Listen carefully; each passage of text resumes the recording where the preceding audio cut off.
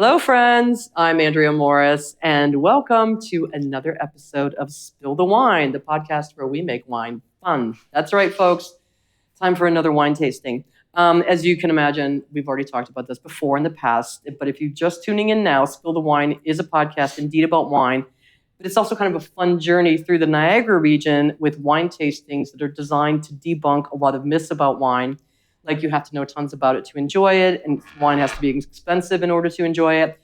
But we're just about having fun and drinking great quality wines from vineyards that I very much enjoy going to. So today we are lucky enough to be visiting Black Bank Hill, which is a relatively new winery in the area. And we're sitting with Taylor. Hello, Taylor. Hello, Andrea. How are you doing today? I'm terrific. How are you? I am fantastic because I'm here and I love your winery. So thank you so much. Yeah. So we'd like to kind of start off the podcast by talking about how did you get started? Like, what made you get into a winery as a business and actually pick this area to start a winery? It's a good question. It's been asked many times, and I'm trying to refine my answer, but it all starts with the passion about wine. And I guess the way I describe it is I kind of walked into this sometimes you're walking backwards and sometimes you're walking forwards. And it was like a combination of that. It wasn't totally crystal clear to me. What happened was I finished a job that I'd had for many years, and I treated myself to a 2-week semi-advanced WSET wine tasting course, because that's, as you aptly said in your introduction, fun. And that was fun for me. And it was like a treat to myself, and I did that.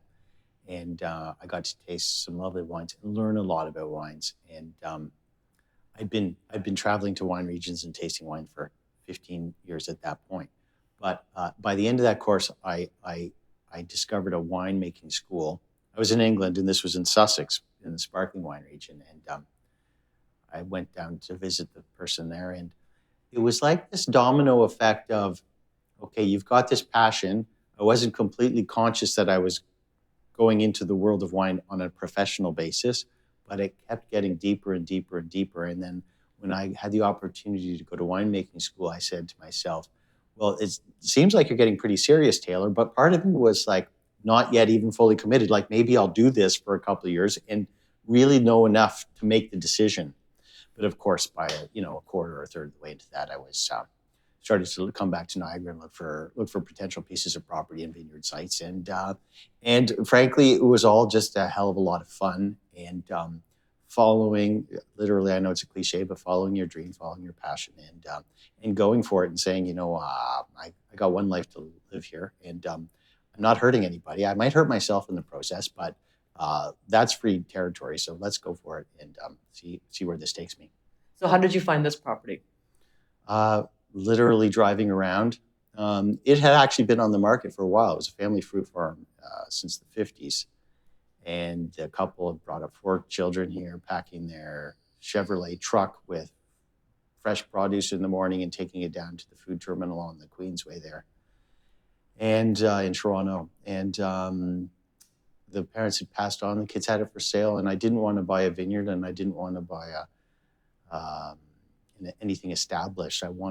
I literally wanted to start from the ground up, because a lot of my sort of interest in wine and schooling had got me into, different clones and just getting really good plant material and then pairing that with the right site and just putting it together. I wasn't in a terrific rush, and you really shouldn't be if you're thinking about this sort of thing. It was like that, yeah. What's the time period from when you plant the grapes to the time that you can actually start getting a harvest for wine? It varies by region and by producer, but for us it was 3 years. So we harvested some fruit from about 40% of the vineyard. We could harvest a light crop in year 3. A whole bunch of the vineyard wasn't ready yet. The vineyard has actually got, the soil's pretty consistent, but it's this graduating heavy clay soil on the lake bed. And we might talk about this later or now, one really super exciting part of the site is it's on the lake bed of the old glacial Lake Iroquois. A lot of Niagara is known as bench land. which is probably also underwater for a lot of time, but it's a little bit different in that down here, the water's really pushed all the organic matter up and you're getting really heavy clay. And so part of the vineyard, you could see when we planted, there was this almost subtle, and I'm talking like 3 to 6 inch little, if you're walking it, you can notice it, but you wouldn't see it. And then the plants on the other side of that little ridge, you know, when you're walking into like a shallow lake, like Lake Simcoe or something, and then you get that little, and now you're past your knees. It was like one of those. And those plants were almost a year behind in development from the plants within yards of it. And it wasn't the surface soil that you'd notice, but below, you know, when you're digging a hole and that stuff, it's hard as rock. And so that was sorry, that's a really long-winded answer to your question. So it totally depends on site characteristics. Some people wait till 5 years. Also depends on where the winery is at from a historic perspective. Do they have inventory? Is this their first vineyard? Is this their second vineyard? Do they have inventory to sell? Do they have a sales team? In our case, we wanted to pick three. Three is probably normal, but you're picking fruit from younger vines, which, you know what?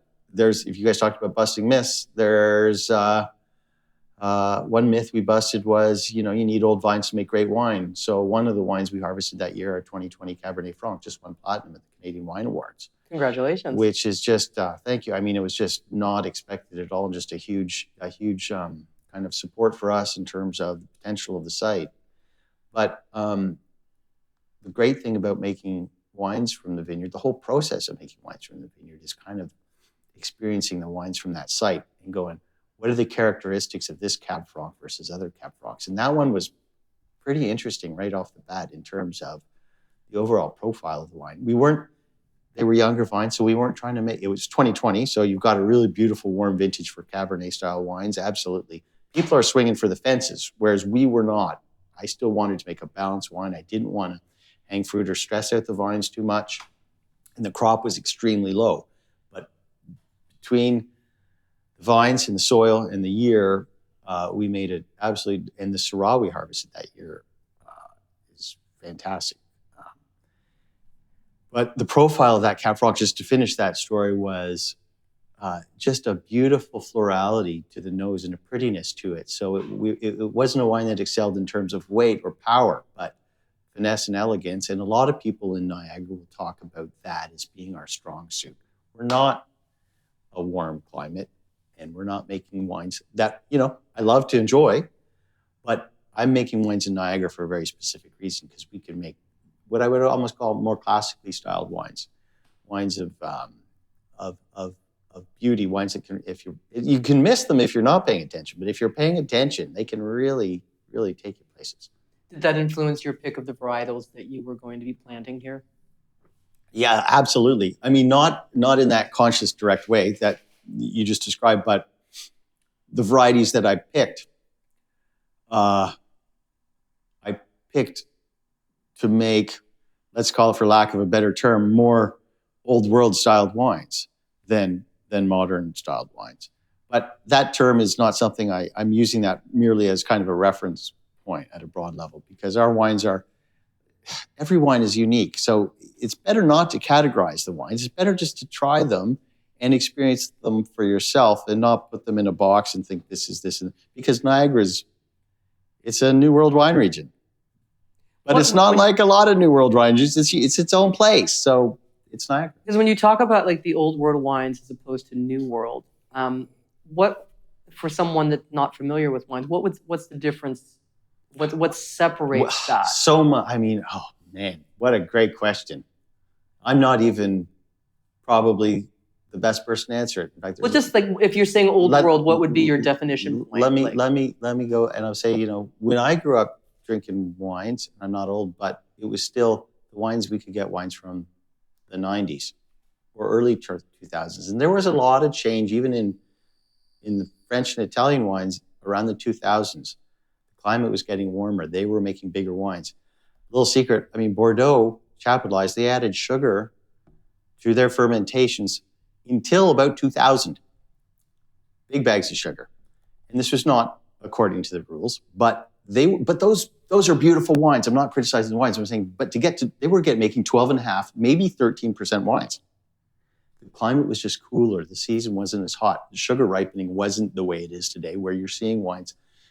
Brunello de Montalcinos are now hard to find them under 14.5%, but they would have been 13.5% 10 years ago, 15 years ago, whatever. The time's moving quickly. And same thing's happened in Niagara in 10 years. So what I'm saying is an older style world wine would be more, a little bit more savory, less fruit forward, a little more earthy or mineral, would take more time in bottle to really show itself, the good quality wines, whereas modern wines are produced to be consumed early and young, and that's fantastic. It's just a different thing. It's not better. There's no better or worse in any of this. It's just different. And modern wines people don't sell their wines, but the LCBOs, or whoever has made the stat that, 90-some% of wines are consumed within 75 minutes of being purchased or something like that. You know what I mean? So we're in a different world. In the old world, and let's go back, they didn't buy wine by the bottle, they bought it by the case or by the barrel. It was in their home or their farm for a year or two. So it was sitting around, it aged, they watched it age, and it got better, and they'd intentionally age. If they had the means to intentionally age it, they could. And so we know much more about, in winemaking, things like tannin management, how to make the wine supple and presentable at a younger age. Whereas before, those wines, old world, quote unquote, the first Bordeaux that I started drinking that was my first wine trip, they're serving us like a 2-year-old wine. These weren't really that enjoyable. They were tough, gritty wines. First of all, you needed a meal with them, and they could balance out a meal. But sitting in your hotel room or wherever you were, having a glass of young Bordeaux in the early 2000s wasn't what we were used to. We're like, I paid this much, but if you put it down for 20 years, you would have been on cloud 9. But you're trying to learn about wine, and you're like, this is really confusing because, anyway. Because you would have that preconception that I'm in Bordeaux, that wines are all going to be fabulous. Well, yeah. And they would be 20 years down the road. In the right context. Yeah. Which is with what kind of food, at what age, all those things, decanted for how long, whatever. So the person that's listening to this podcast for the first time and going like, oh my God, I'm intimidated now. But don't be, because you don't have to. As you were just saying, the wines in this area aren't made like that. Now some are. I wouldn't mind producing a few wines like that, to be perfectly honest with you. We make a lot of different style of wines. And we love to make wines that are ready to drink. Absolutely. We also like to make wines that have the potential to age and mature and get better. And we'll even hold wines here for customers until I hate to try to sell a wine that's not really showing at its best. So I'll try to keep it in bottle here before I put it on the menu. But there's lots of constraints, like, the little problem called cash flow, or, even space in the barrel room or in the cellar to store these things. And so you got to get them out there. And that's why this evolution's happened. I have a bottle of your wine that I'm cellaring for Andy, my Australian client that came here. Yes, lovely man. That was a good visit. Yeah, and I know it's his because it's written all over the bottle. Do not touch Andy's wine. Do not touch mine. So yeah. I mean, if you're listening, Andy, I do have it. It was still there. Like, you brought up that word intimidating, and I hate the intimidating or pretentious or overly stuffy side of wine. But to me, aging a wine, that was fun. That's kind of my idea of fun. Not intimidating. It can be confusing, and it can be like, well, how do I know when to open it? And you really don't. You only do, but you'll open a bunch at the wrong time to learn. It's a process. And kind of making mistakes is part of the fun. But if that is wine for me is ultimately essential experience. So it just you have to enjoy it. And we don't. I do not want to go down the path of trying to intimidate anybody. I want wine to be a welcoming and fun thing, but it's a thing where you're searching for like a food, culinary, palate, mouth, sensory experience, and getting more out of it than, oh, that's really good. There's another level to wine where it's like, it's kind of special. Where you take that bite of the food and then you have a sip of the wine and all of a sudden you're just like, it's like fireworks. Exactly. Yeah. It's just a greater level of enjoyment. And it doesn't happen all the time or every time, but it's so wonderful when it does. And it's like everything, music, you can have some favorite albums, put them on, and sometimes they're just good old comfortable sweaters that you're listening to and they put you in a good place. And sometimes you're like, oh my God, what was that? And it arrests you, it stops you, it grabs your attention, and it brings you into the present moment. You stop worrying about what happened yesterday or what you have to do tomorrow, and you're just at that moment, you're there with it and having a really pleasant experience. And it's nice that that's why we follow wine, is to provide people with something that gives them a little bit more meaning and pleasure and adds that dimension to life. And there's nothing for me that I find more enjoyable than opening a fabulous bottle of wine with someone that I know is going to appreciate it. Right, yeah. And then having the perfect meal with it. Yeah. And then you just have that experience where you watch them take a sip of a wine that you know is fantastic. And they're just like, oh my God. And then your eyes kind of meet. Yeah. And you're having this conversation without talking for a few seconds. Then you say something and no, it's so great. And I'll go back to music for a second. There's sometimes you can listen to an album with somebody who's into the music, that particular artist, same way you are. And it makes it sound better for both of you. Yeah. Because you're listening to it together. Yeah. And you're a great analogy you made, because wine is exactly like that. It gets better. It's liquid music. Yeah. There you go. That's perfect. Well, why don't we taste some of your liquid music? Sure. I got a few things we can try. I'm so excited. We always start with rosé here. Well, I love your rosé, so.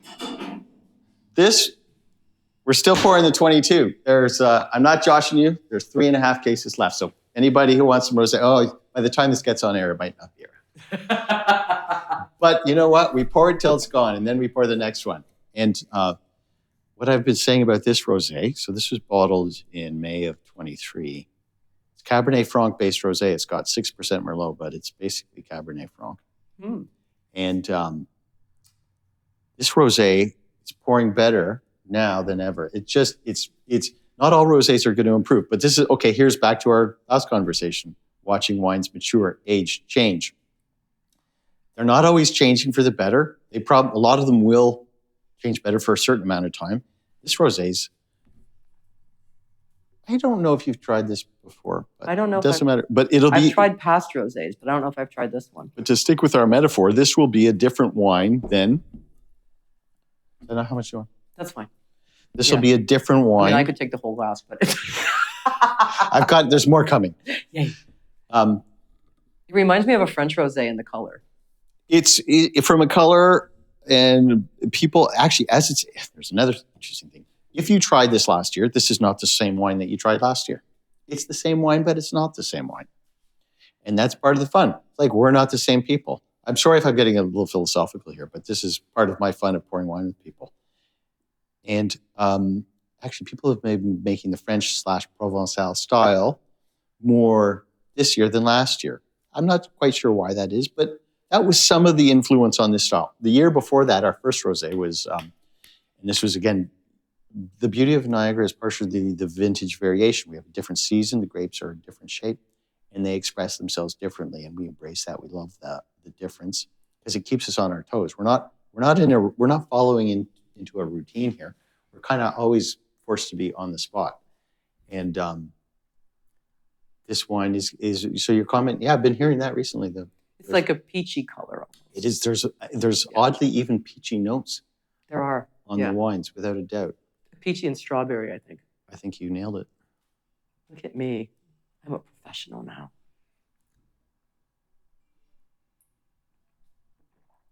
Oh, that's beautiful. Thank you. It really has a little bit of the tartness of a French rosé, mm-hmm. but which a lot of people don't like. Mhm. A lot of people I find think rosé should be a little sweet. Yeah. But that's okay because everyone has different palates. Yeah. But for me, this is what, if I was in France, this is the kind of rosé I would be drinking. It's got, the more it lingers on my tongue, it becomes fruitier. The initial sip isn't very fruity, but the more it just stays there. But the more it stays there, it's like second sip. It's put on. I tell you what's happened as it's evolved is it's put on body. It's put on some weight, and it's become more concentrated. And also, I have to say the finish is a bit spicier. There's some more. There's a lot going on. There's more going on in the finish. Yeah. It's become a really exciting wine. I really enjoy that. It's not the kind of rosé that you would chill and just sit around in the backyard. I think this would be really appropriate with food because it's just so good. This one can do both. You can sit and drink it, and it'll go with a lot of things. It goes great with charcuterie and some lighter cheeses, obviously. Also salads. This is quite rosé is very flexible from a food pairing, just as a category. It's again, it's such a beautiful color. It matches my shirt nicely. Listener, you can't see that, but I'm wearing an orange shirt. Yeah. But no, and it's I don't often hear of people using Merlot as a blend in a rosé, so I find that really interesting. It's not common. I've had pure Merlot rosés before, and they're absolutely delicious. Merlot makes a dynamite rosé. And this was a shop in London, and this was funny. It wasn't the most expensive rosé in the world. It wasn't a fancy, flashy. It came in a barrel. They were selling it out of a barrel, so it was kind of a bulk rosé, Merlot. I was like, "Would you like a glass?" Now, Lukas, for the listener, Lukas, our producer, said he wasn't going to drink wine today, and then he had a little sip of this, and now he's changed his mind. So that shows you how good it is. Right, Lukas? Absolutely. It's got. You'll see pictures of these wines on the show notes, but this is really. I feel like I'm in France right now. This is the way you've just captured it so perfectly. It's a neat comment. I mean, let's be honest. France and the culinary tradition of France has been an absolute massive influence on us. At the same time, we're not trying to make French-styled wine. We're making, hopefully, our own wines. But we've bought all our varietals are French varietals. And fundamentally, we're using techniques that the French perfected. So, yeah, if you had a French person come in, I don't think they'd say it was French. But for us, yeah, there's a lot of, but you know what it is? It's maybe not the wine itself, but it's like the overall, how do I say, kind of like the, je ne sais quoi. There's a certain classiness that we're going for that French styles achieve very well consistently. That's kind of what they're good at. They're really good at being consistent. The polish of things. And they know what they're shooting for, right? They've got a very clear sense of the target when they're making this stuff. But it's refreshing to have a rosé that isn't overly sweet and, like I said, has that little bit of tartness, but still the fruitiness to it. It's a very complex rosé. This is, sorry if I'm getting long. I'm just grabbing the next wine out of the fridge. That's all right. You know what? It's balance, right? There is a dash of residual sugar in that wine, and that's because the Cab Franc on its own has some grip, has some astringency, has some skin contact. But rosé, you don't want to be tasting that. Neither do we want you to be tasting sweetness, because we want you to. If it was any sweeter, you get bored after a couple glasses. Right? Where does the Merlot come in then with that? What does the Merlot grape do to add to that blend or to? Great question, and I'm happy to be transparent about the fact that the Merlot was a very happy accident in this wine. In 21 we had a cold snap, did a lot of bud damage to our vineyard, as it did almost every vineyard in Niagara. So traditionally, let's just say on average, the crop of 22 was about 50% of previous years or expected. The Merlot was wiped out by about 95%. We had 100 kilograms of Merlot off of an acre and a half. And we picked it, and we had 7 little baskets of beautiful little round smiling Merlot berries. And what are you going to do with it? You're just going to go in the Merlot. We love to have a little complement to the rosé. We love to have a little blending component. I'm not sure it's enough to have a real big influence on the wine, but the palate and the brain are processing stuff that we're not always conscious of, and I'm sure it's in there somewhere. In 23, for example, we wanted to do something similar, so we picked some, but we wanted a bit of a fresher wine. We wanted something with a little bit more. This is what you just had is very 2022. Because it's got a roundness, a suppleness, and a weight to the body that lower crop yields will give you. 23, much bigger crop, cloudier, higher acid, fresher vintage of wine. So our 23 rosé reflects that. We added Cabernet Sauvignon, but it turned out to be 6%. We weren't really worried about whether it was 10% or 5%, because frankly, we just wanted to add just a little. It's like you make a martini, you need to put a little vermouth, but maybe the smallest amount. You don't almost want to notice it. Yeah. It's like when you make a Manhattan, you just want a little bit of vermouth, not overdo it. Exactly. Yeah. Yeah. Just enough to give it that little zip. That little something, something. Yeah, it's because most rosés that you try are either a Gamay, Pinot Noir, Cab Franc. Yeah, those are the three predominant styles in Niagara. Some are Cab Franc, Gamay blends. Pinots are often on their own, but not always. Yeah, and they all work well. It's a really nice change, and I think it makes it very special. I just gravitated to Cab Franc as a great. I like the Bordeaux varieties as rosés. In the Loire as well, there's that tradition of Cabernet rosés, both Cab Franc and Cab Sauv, and they're very fresh. They can be savory. They can be almost slightly vegetable. They have this nice fresh red fruits, but also a vegetable kind of component, which we can get to. And I think that adds something very interesting to the wines. I know that sounds weird, but it's not weird when you taste it. Okay. I'll believe you. Think of like a little, maybe arugula with a little pepper in it or something. It just adds a little something. It's like putting it's not beets, I'm happy. Exactly. It's the right. It's you put a little citrus on. You put a little grapefruit slices or mandarin or even raspberries on a salad. Fruit and they go well together. Mm-hmm. Peaches and arugula with feta. There you go. That is a great salad. Beautiful. I'm salivating. You just got me salivating. I know. I'm hungry now too. But let's move on. We're doing a white now. 2021 Runway White. So the first wine was the Runway Rosé 22. This is the Runway White. We've got the Runway series, which is we'll pour 3 of them, and then we'll pour 3 varietal wines. Not in that order, because we'll do the whites and then come to the reds. But the Runway series is named after the Beamsville Aerodrome and Aeronautical Training Society that was on the site. It was from King Street down to the lake. Our neighbors they're still across the road from us. We look at one of the World War I airplane hangars. There was 9 of those. There was 4 over beside it, 2 on our vineyard, and then 2 on the next vineyard over. And so we're just having some fun with the history of the place. And so did they use this area then for training purposes? Yeah, there are 9 airplane hangars, so there was a bunch of planes. There was thousands of cadets. These were Canadians and young men, 18-year-olds from both Britain and Canada that were learning how to fly planes to go over to the continent and defeat the enemy. Wow. Yeah, they had machine guns on these planes.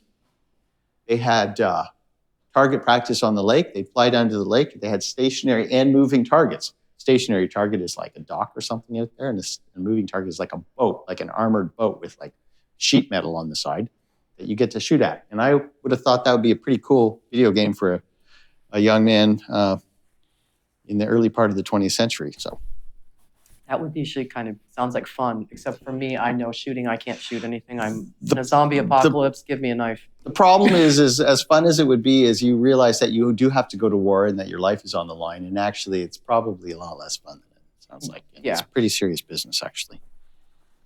So tell me a little bit more about the Runway White. I have a challenge. Runway can be challenging for me. It's like... You know what? For some reason, we pick a lot of words. Black Bank Hill's been... some people have stumbled on that. But a lot of people call this Runaway for whatever reason. I don't know why. But it's a very normal thing. but it is called the Runway series. And this wine is a blend of 4 grapes from our vineyard, all handpicked. So although it's our more accessible line, it's got the same love and care as our more quote unquote expensive fancy wines. Vignoier led Gewürztraminer. I was going to say I could smell Gewürz on this. Can you? Mm-hmm. Chardonnay and Chenin Blanc. So we call it a dry white aromatic blend. And we love the aromatic varieties here. We've got a bunch of Vignoier planted. We've got Pinot Gris planted. We've got Gewürztraminer. I love the florality and this fruit and the spices we can get. I think our terroir is particularly, it's one of our strengths is these, even, I've even chatted with winemakers, and Chardonnay, for example, is not considered an aromatic wine, but in Niagara, it can be semi-aromatic. There's like a very pretty, almost perfumed nose to it. Yeah, it does have a very perfumey. I wouldn't say very. It's just got that. I could smell the Gewürz on it right away because it's got that floral, that floralness, but also a little bit of the sweetness. Mm-hmm. But it's actually a nice dry white. It is. Yeah. It's dry. Well, I think it's probably the Vignoier and the Gewürz. The Gewürz is tucking behind the Vignoier, both in terms of the concentration of the wine in that year, but they're both kind of the aromatic wines. And they both, in the Vignoier, we'll pour the 100% Vignoier in just a minute. And people have asked me, is this sweet or is this dry? But it's just the plushness of the fruit that we're getting from the vineyard in our heavy clay soils. It's just concentration and flavor. So it comes with the plushness, but it finishes very dry in the mouth. And I like that style of wine. Yeah, it does. It's really, it's not like a traditional Chardonnay. Not at all. It's very drinkable and it's really enjoyable. This is not a wine that you can drink and go, oh, this is like something else. This wine has never existed before. Nobody's made this blend before, and certainly not from these grapes or in Niagara or from this vineyard. So, yeah. And we had a lot of fun making it. It started with the concept of a Vignoier Chardonnay blend, which is not a traditional blend, but it's a blend that's been done many times before. It's wines that are both made in the same way, traditionally sort of barrel fermented, barrel aged, some level of oak treatment, but can be very neutral oak. So I'm not saying oaky at all necessarily, but Vignoier being aromatic, Chardonnay being non-aromatic, you kind of get a yin and yang. You get two sides, and you're kind of creating a more beautiful all-round wine that can be very flexible. Whereas 100% Chardonnay or 100% Vignoier is quite much more of a specific thing with a specific place and time and a purpose and a meaning and a objective. Whereas this is bringing together, to me, two of the weightier whites. They both have good weight and cover a lot of bases with it. So it can pair with a lot of foods, like a good house wine. You got to run the home, and it's delicious enough to drink every day. It's going to go with your light Italian food to obviously your lunches and salads, and French food to even up to some roast chicken, light veal dishes, lemon veal, scallopini, lots of things. Like a cheesy pasta. Absolutely. Because it wouldn't, like a red would be too much, but with a nice cheesy pasta, it would be like such a good compliment. I've started to drink white wines with even tomato-based pastas. Really now? Yeah. Aren't you a trailblazer? I think, no, I got it from an Italian movie I was watching. So I started trying it. And I'm like, just try it. Next time you go home, have a nice dry white wine.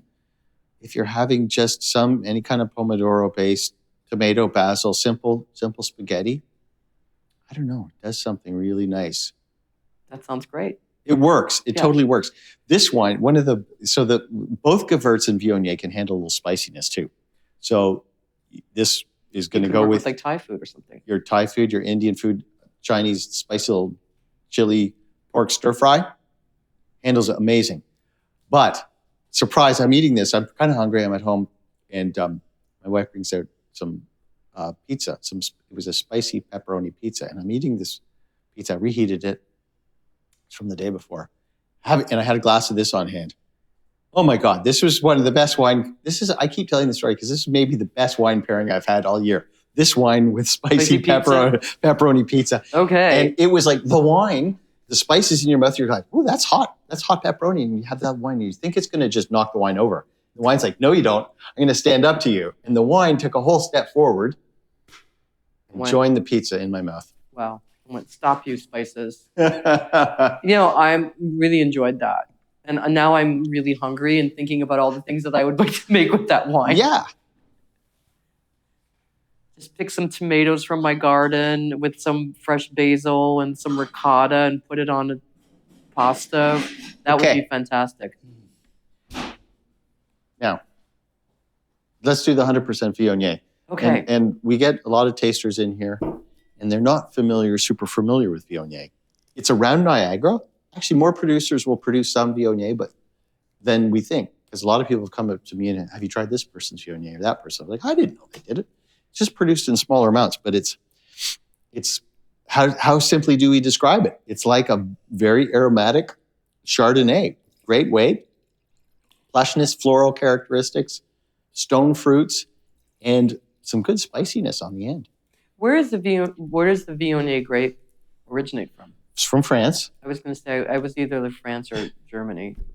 Yeah, good guesses. And but it was only originally from one small part of the northern. It is aromatic. Rhone.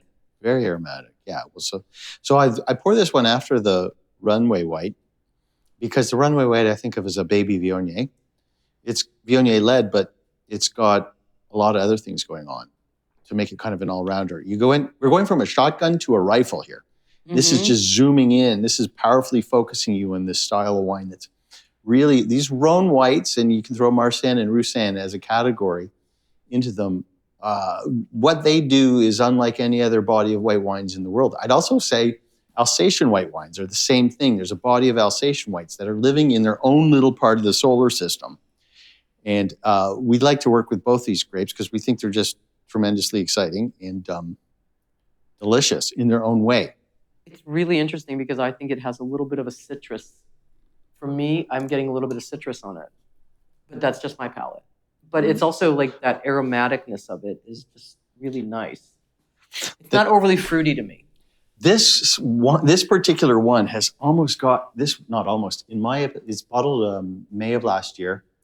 And it was, I guess, more classically fruity. And well, the typical, what we call in wine world typicity, the varietal typicity of this wine would be stone fruits like nectarine and peaches. Well, so and you got peaches on the Cap Franc, on the rosé. I got peaches on the rosé. Yeah. I would probably say more nectarine for me. Right. Yeah. There's a little bit. And that's a ripening scale. So nectarine is right before, like you've got, nectarine and then white peach and then. But I'm like almost orangey nectarine. Yeah. Yeah. There's a lot of orange on this one. Yeah. There's sort of a little. So grand, when I said citrus, that's what I was referring to. A little Grand Marnier. Well, citrus is a broad category, so that's good clarification. Yeah. I didn't want you to think lemon or lime. It was more like a citrusy orange with tangerine. Yes. Yes, more of the riper, richer, almost the tropical side of citrus. And this wine, as it's matured, has gotten almost more mineral style than fruit style. Not that the fruit is diminished, but it's kind of evolving into something that is actually, it's going a little bit. I'm gonna use my old crutch metaphor again. It's getting a little bit more old world in style because these old world wines aren't trying to be fruity. They're trying to show you the earth. They're trying to show you where it's grown from. So when you use the term minerality, like if someone's not familiar with wine and just listening now, I would imagine someone going like, "Oh my God, I'm tasting dirt." But kind of define what that minerality. Oh, it's so amorphous, and there's parts of wine school language debate that says this term shouldn't be used, and there's a very good arguments that it shouldn't because it's basically undefined. But it's not going to die because it's kind of a handy term, and I almost use it to describe if you want to categorize flavors in terms of fruity flavors. Often, flavors in wine. Fruits, acids, well, not acids, fruits, spices, and flowers. But also, there's some where their tobacco comes in. Plants, meat. And leather. People say, "Oh, it has a leathery taste." We've had that happen where people have referred to things as leather. So There's lots. So why not let minerality stay? So it's like let's throw in a whole bucket of things like when people talk about it's like river stones or something. And some of these words get really weird, but some kind of stoniness or even chalkiness or salinity, some non-fruity, non-flowery, non-spicy type of component. Not loam, because you can drink Pinot Noir and go, oh, there's this earthiness to it. Minerality is not. I don't think it includes that. Well, it's not. It's like with Scotch. When you drink a really peaty Scotch, you can taste the peat.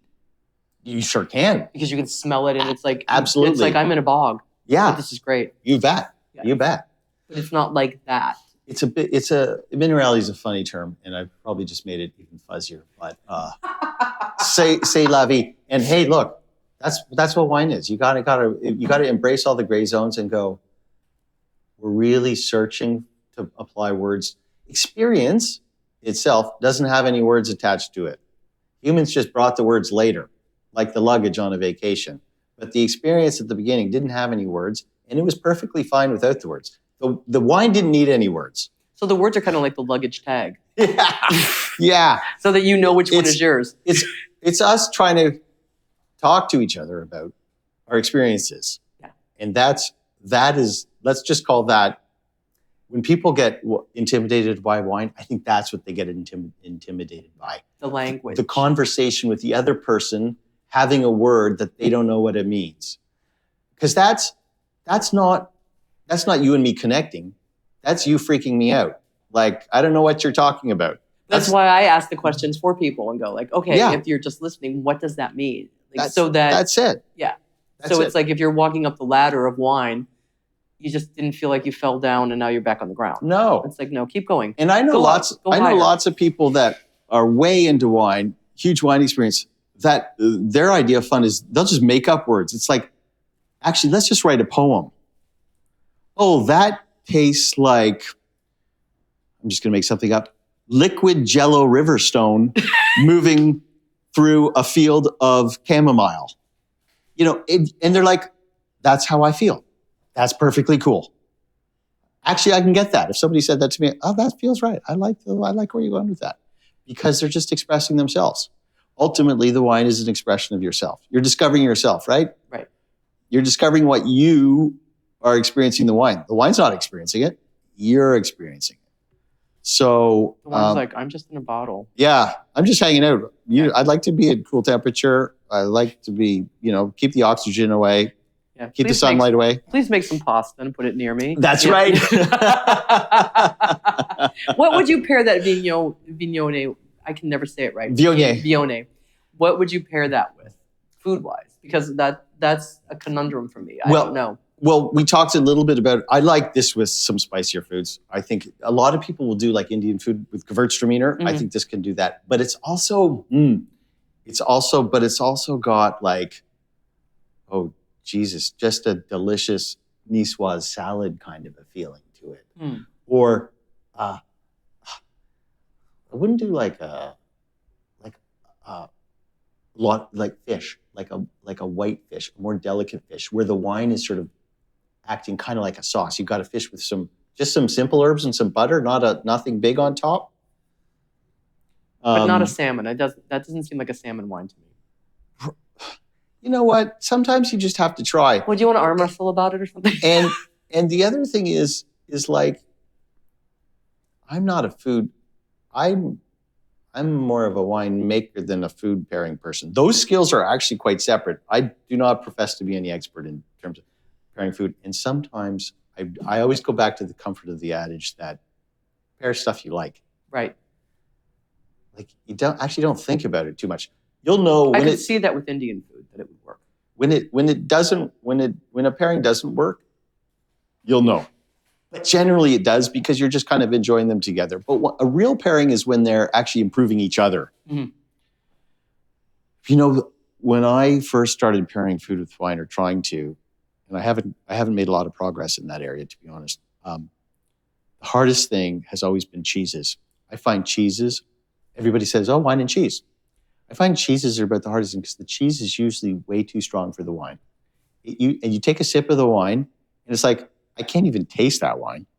And the wine tasted way better before I put the cheese in my mouth. Once in a while. So that's a really hard one. When you compare a good, like, there's some obvious classic cheese and wine pairings. We'll get into them. But when they really work together, you're like, oh my God. But 8 out of 10 times, it's I'm not sure about that. That's when you go to a cheese shop where they know what they're talking about. Yeah. And you go, here's the wine I'm serving. Yeah. Tell me what cheese is going to work. Sure. And that's how we do it. People, yeah. Because when I watch award shows, I like to have bubbly and a charcuterie board. So then I have to find the right cheese that's going to match bubbly. Because I think with a red carpet, you must have bubbles. Bubbles are great. I don't drink them often enough. Every time I drink one, I was like, why don't we drink this? Because I love them. I opened a bottle by myself last weekend because I was just like, you know what? Totally. Long weekends need some champagne. It's like, yeah. Or bubbles. And I'm like, you know what? I can have that. I deserve that. But champagne, like rosé, is one of the, in my opinion, one of the most easily pairable things. Very food flexible. Just goes with a lot of things. Even better, rosé champagne. That goes with, that you almost cannot go wrong with. No, because it would work with every type. It kind of goes with anything. Yeah. And no, that's one of the wonders of a good sparkling wine is, Yeah. Anything that you want to pair with it is fantastic. Like lunch, brunch, cheese plate. Oh yeah. Pizza. Everything from steak. Anything tastes great. Everything from eggs to like chocolate mousse. Oh yeah. Like all day long. Yeah. Yeah. Okay, let's move on to the Chardonnay. We're just dying over here with. Wow, we really got on the food pairing topic. Yeah. It's. But now, see, we're making wine fun, so it's like, yay! People are listening, going, "Oh my God, I'm hungry, and now I need wine." And now we're doing Chardonnay. Here's our 21 Chardonnay. This is 21 is our 4th vintage. We started in 18. We made a Chardonnay every vintage because we're Niagara, and Niagara makes great Chardonnays. This is the first one from our vineyard, so we're super happy to be pouring this one. And it smells buttery. We love the style and the balance of this one. So really, really happy to bring this out. This is from, again, the north end of our vineyard. We didn't harvest anything from 2020 here. This is in the heavy clay soils, and the clay really. Do you like that? Yeah. Yeah. Thank you. You know what? It's, again, I find with wines on this side of King Street, which is the lake bed. Yeah. They all have this really beautiful, like, softness. Yes. And like it's very, very soft on the back of your tongue. It's just really comforting and very welcoming. It's like a welcome mat for wine. Ooh, that was good. One of the they are there isn't. It's not at all harsh. It's just really. Take one of the fun things when I do tasting this here is I pour enough so people get 3 tastes. The first taste, I always say, don't think too much about the first taste. You're just kind of meeting the wine, and you're often just rinsing out the old one. The second, you're in a lane change. You haven't got it. You're going from the right hand lane to the middle lane in the car because somebody's going really slow in front of you. The second sip, you get to meet it. You're in the lane. And then the third sip, you're like, okay, nice to meet you. You just met the wine by the third sip. So, and I love, people will say, what they say at the first taste and the third taste are almost always different. So, you've got your last sip, Andrea. I forget what you said. It was really soft. Okay, so go for your last sip and tell me if you still think it's soft.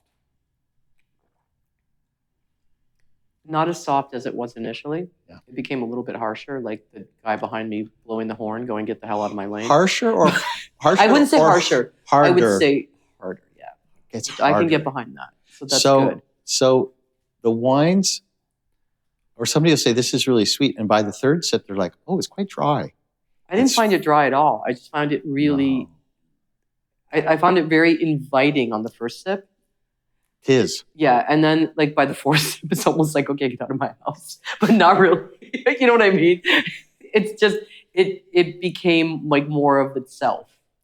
Like when you first invite someone and you're on your best behavior, by the fourth sip, it was like, this is who I really am. Yeah, exactly. So hi, exactly. enjoy this. Exactly. And that's when I was like, I really like that.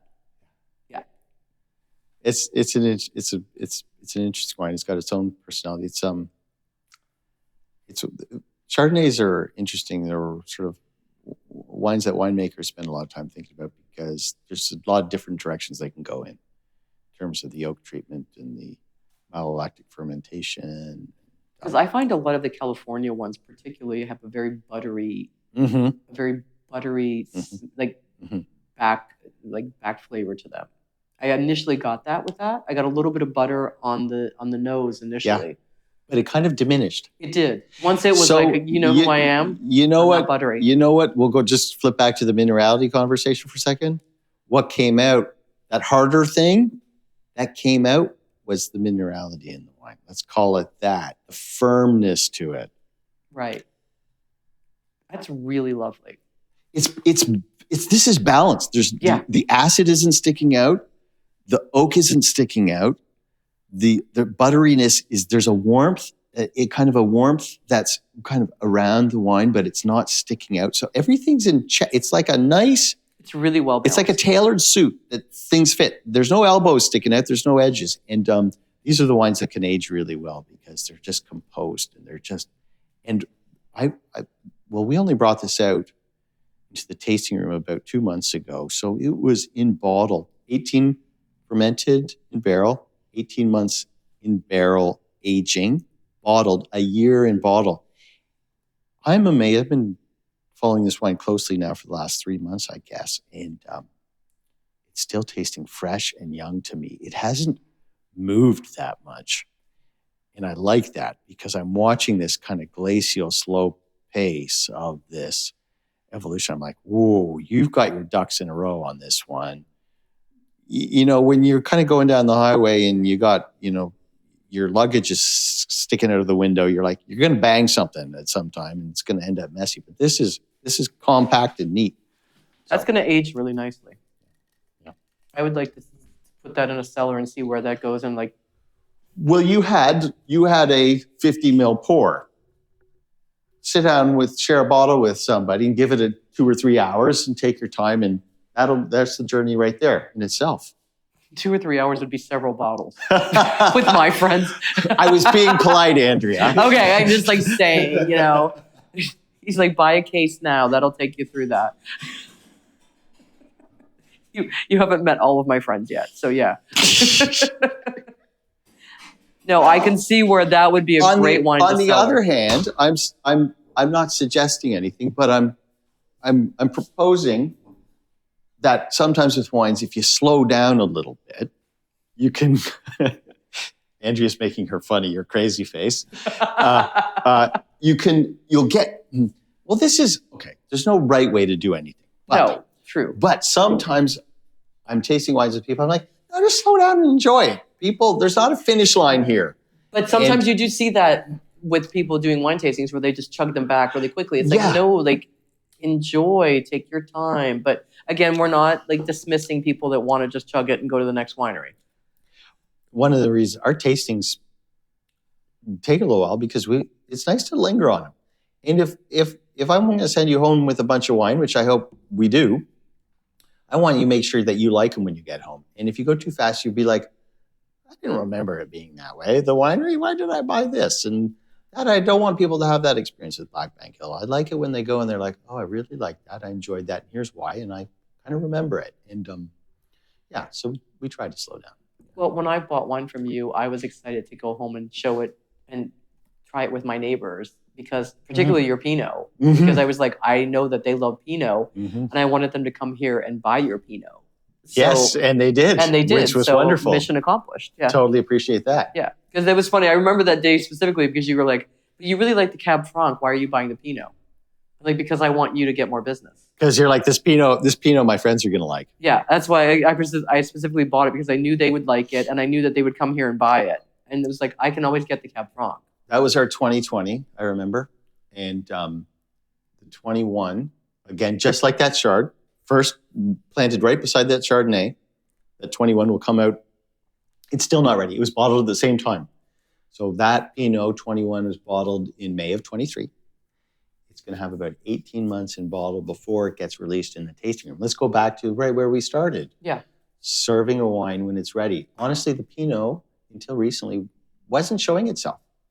There's no point in me selling a wine where it's not showing itself. It was kind of like the snail in the shell. It's still back there. It's not coming down to say hello. It's not coming. It's not opening the front door and saying, "Come on in" yet. So you know what? It's not going out the door.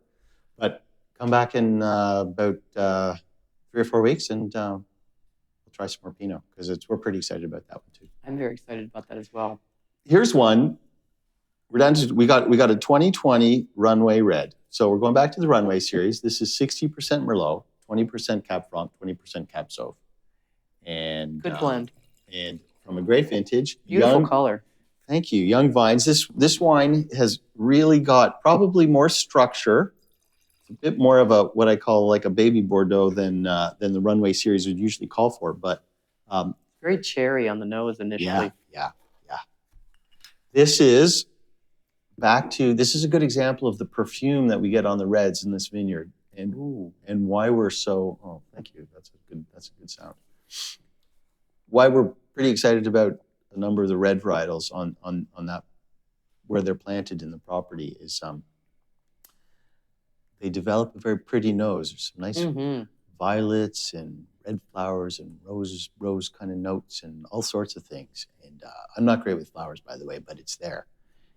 And this wine has taken an extra year in bottle. So I served this. Then I said, you know what? This isn't ready yet. It's too tight. And we brought out the 21 Runway Red that we added a bit of that Pinot Noir to sort of lighten it up and loosen it up. Yeah. We served that for a year. And then we just brought this one out a couple months ago and put it back on the taste. This is the 2020? This is the 2020. 2020 was such a great year for grapes in this area. Such a great year. And this is us making, again, we're not trying to make a big 14+% alcohol red wine. This is 12.8%. It's very balanced. It's very drinkable, and it's something you can enjoy with food or without food. And this would be really nice with pizza. Oh yeah. My neighbor, when I first brought this out, bought a bunch of it. Lovely guy, and he said, "Taylor, this is barbecue wine of the summer." Oh yeah, definitely. Give me a burger with this, and just backyard. Yep. Good friends, but good wine. Oh, it's a really nice wine. Yeah. Thank you so much. Yeah. It's like I said, initially very cherry. Yeah. But then the cherry subsides. Yes. Yeah. And what do you get? What do you get after that? I'm getting more. Let me see.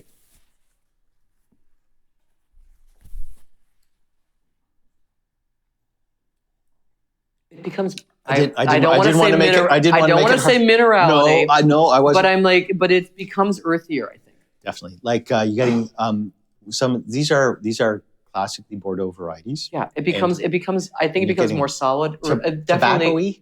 I don't ever Leather? taste tobacco. Maybe yes, but definitely earthier. It becomes like I think it becomes more grounded and less fruity. Less fruit, totally. Yeah. Totally less fruity. Yeah. Exactly. But just a really great wine. Thank you so much. And I know that these are really reasonably priced as well. This one's $30. Yeah. Hello, you can't go wrong with that. No. Yeah. Oh, this is where we want to provide like really solid value, something you can open up at your home with friends on multiple occasions, not tire of, still want more, and go, this is, a bit of a go-to. Yeah. And it would be like great with a barbecue. You're right. Totally. Yeah. Totally. And the 21 Runway Red, we've still got, it's back, it's at 25, and it's got a little Pinot, and it's evolving in a different direction. It's a different blend. It's a different vintage. It's in a different style of wine, but it's evolving in its own direction. It's almost equally exciting way. It's really nice. Thank you so much. So glad you're enjoying that. Okay. I am. I like your wines. Mm-hmm. You always have.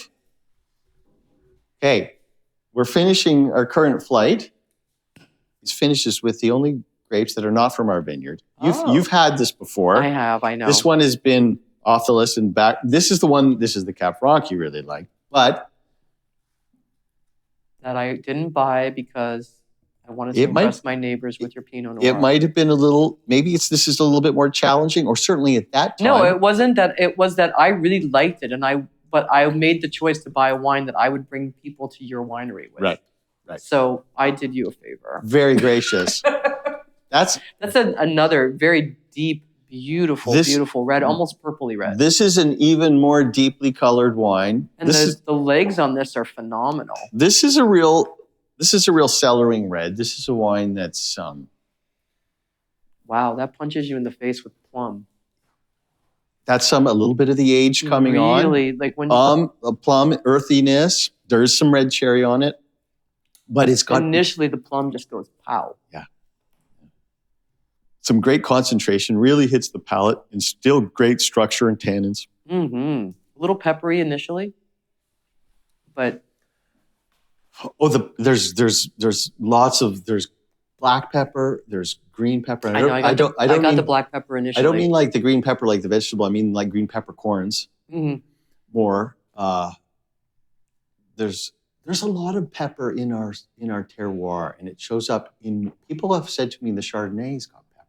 There's Vignoier's got pepper. I don't taste that in either. I didn't get that in either of those. The Vignoier at the end has some nice spiciness to it. It does have spiciness. Yeah. Yeah. But this one, Cabernet Franc and pepper. It's so rich, and the more you sip it, I think it becomes heavier. Oh yeah. And it just is like it blankets almost. Like I can feel it kind of like putting a little blanket around me and snuggling. Like those stupid snuggle blankets that people have. I shouldn't say stupid because maybe people like them. I've got a blanket. I use a blanket all the time. I don't need one. I have a dog. Who's remarkably quiet. This is where your palate. So I get to pour this wine for lots of different palates, and where your palate, this feels like a warm, cozy sweater experience. This wine can be too much structure and too drawing for some people. But your palate is very comfortable in that zone. That's your happy place. Mm-hmm. And so you can see that spectrum. And for you, this is not out of like stretching your boundaries at all. But no, now on the third sip, the black cherries are coming in. Oh yeah. And now it's becoming fruitier to me. The fruit is, somebody said to me, I said, Taylor, you keep saying how well this wine's going to age, but I'm not sure there's enough fruit. There is. And there's definitely enough fruit in here. There's lots, but I know why they made the comment, because the wine needs open. This is a wine you decant, and what you're describing comes out later after you let it open, you let it breathe. And if there wasn't enough fruit, it wouldn't really age beneficially. All wines get older. But the question is, do they age beneficially? Do they improve? And this one has got the structure, the acids, and the fruit. When they've got all those three things, it's turning into a lovely wine where some of those tertiary aging characteristics are coming out. And, it's really aging nicely. Whereas I was at a friend's house a couple months ago, and she opened up a bottle of a 2017 red from in the Niagara area, and we had to pour it out because it didn't age well. It happens. Yeah, it happens. And sometimes you'll just like open up a bottle and it's been like. Now that I moved out here, I actually have a cellar, and I know you need one. I have one, yeah, and I'm proud to say it's all Ontario wines. Great, even better, all from this region, because I'm big on supporting local.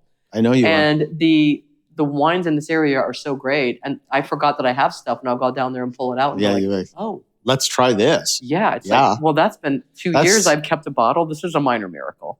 Yeah, but that's the fun of A, living in a wine region, and B, collecting a little bit, is you can pull something out that'll surprise you. And and I often say to people, because I do want people to give these wines a bit of age and see what they're going to be like a year from now or 2 years from now. You don't need a fancy cellar, you don't need a fancy fridge, but if you've got a little cool part of your basement, you have a little unfinished concrete floor in the furnace room, not beside the furnace, but where as long as the temperature is not changing, it doesn't need to be 15 or 12 degrees. As long as the temperature is pretty consistent, you put it on a nice cold floor, no vibration or change in temperature, you can age wines. It's not a problem. Yeah.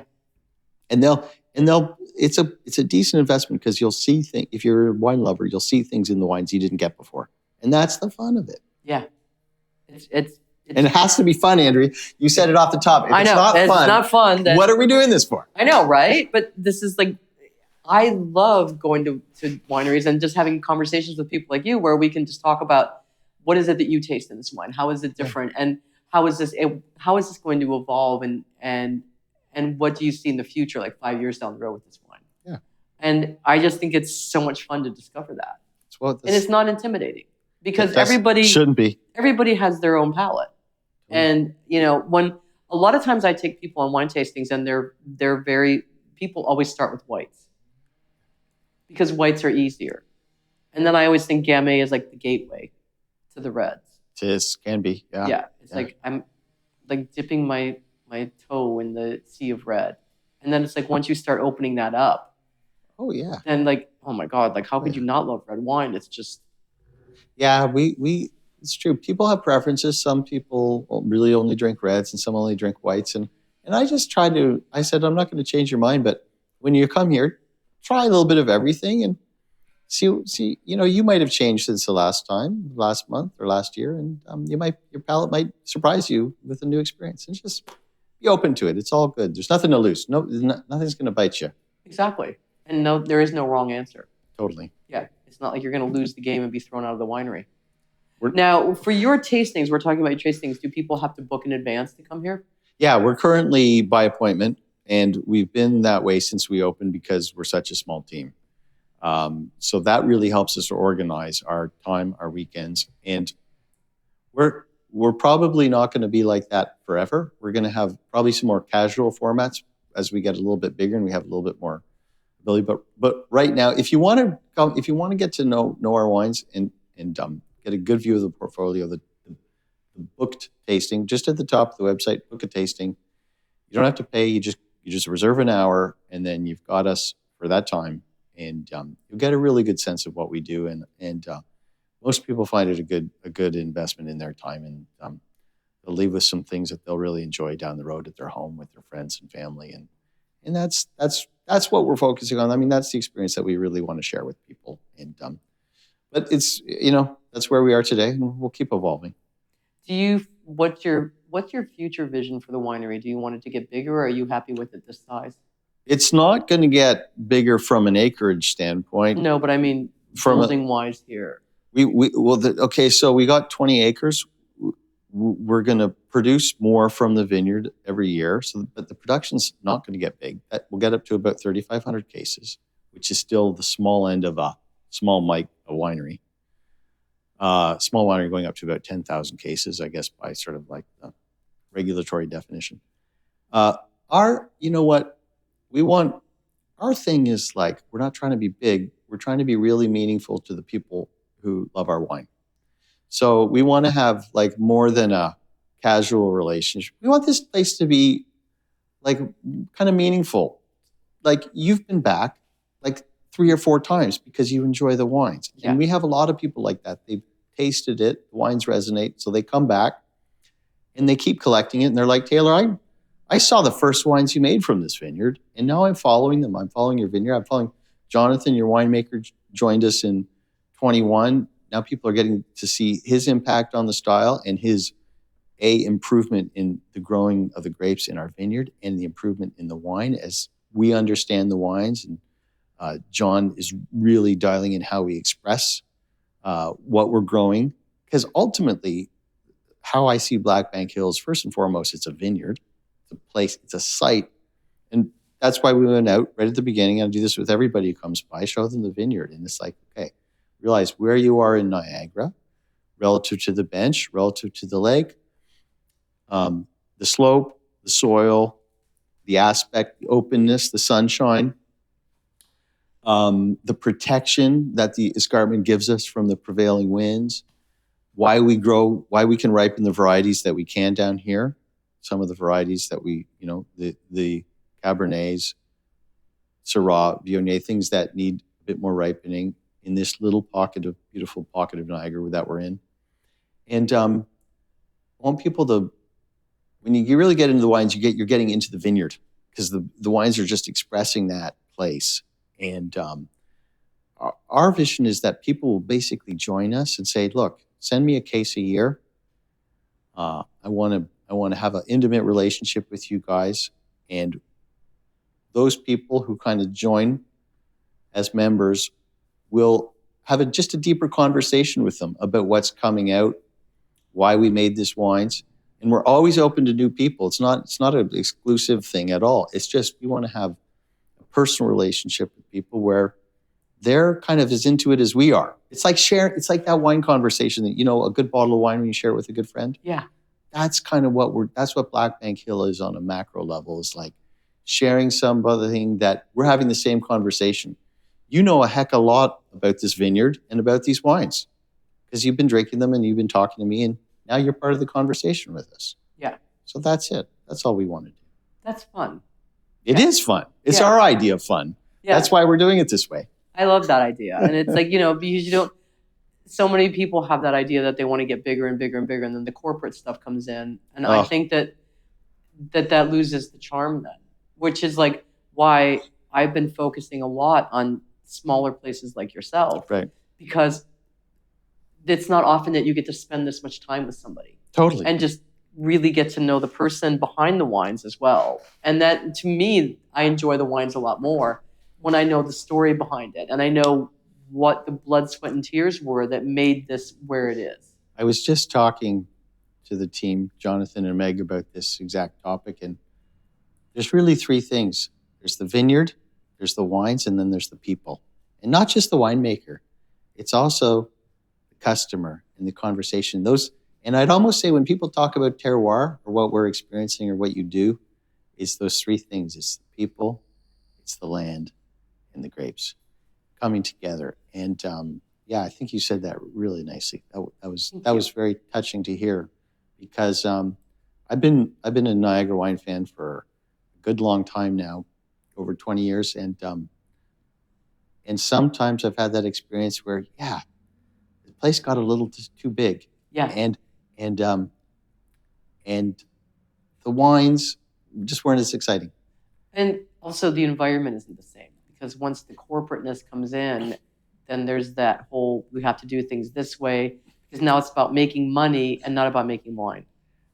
There you go. And I think that the beauty of this area is there's so many people like yourself that are passionate and loving about wine and really want to make a product that you're putting your heart and soul into. And I can taste that when I'm tasting your wine. Well, that's a real treat to hear. And that's why I'm a big supporter of all these smaller lot wineries in the area, because I think that it really is a really special experience.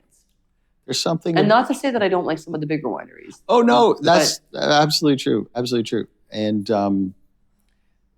I often feel like wine is kind of as a medium. Let's say it's like painting or sculpting or music or something. It's a medium, and you work with it, and it's got an advantage at a smaller scale. Like it's like you go and you have a wedding and you've got 200 people and you see the chef trying to make food for 200 people at the same time. You're like, it can't be as good as if he had 12 tables in a small little bistro downtown. Yeah. It's impossible. So you have this very natural advantage where you remove so much distraction, where you can just sort of be there and have a quiet moment in the vineyard, in the winery, whatever you're doing. And so I definitely feel there's a advantage to being small. For sure. And most importantly, you have the control. You got more control. You don't have anyone else telling you what you need to do. It's like, these are the wines I envision making. You're bringing old world to new world and kind of making the most of the two. Yeah. That's what I feel like.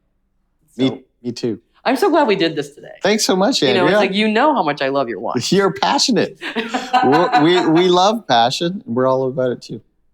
And I really hope that you, as the listener, feel as passionate about Black Bank Hill as I do, and really want to come out here and experience this, because it's such a wonderful winery.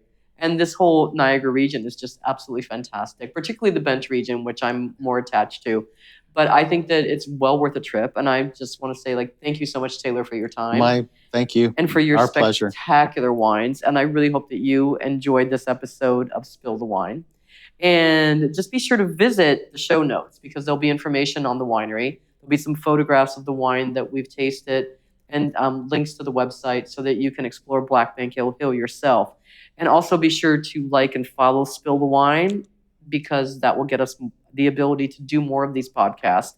And also, if you have any topics or suggestions or things that you would like us to explore more in the podcast, then you can just email us at spillthewinepodcast@gmail.com. Actually, I screwed that up. It's podcastspillthewine@gmail.com. Maybe I should actually read what I write. Podcastspillthewine@gmail.com. Okay? So we just like to say, cheers. Cheers. And join us for our next episode. Thank you.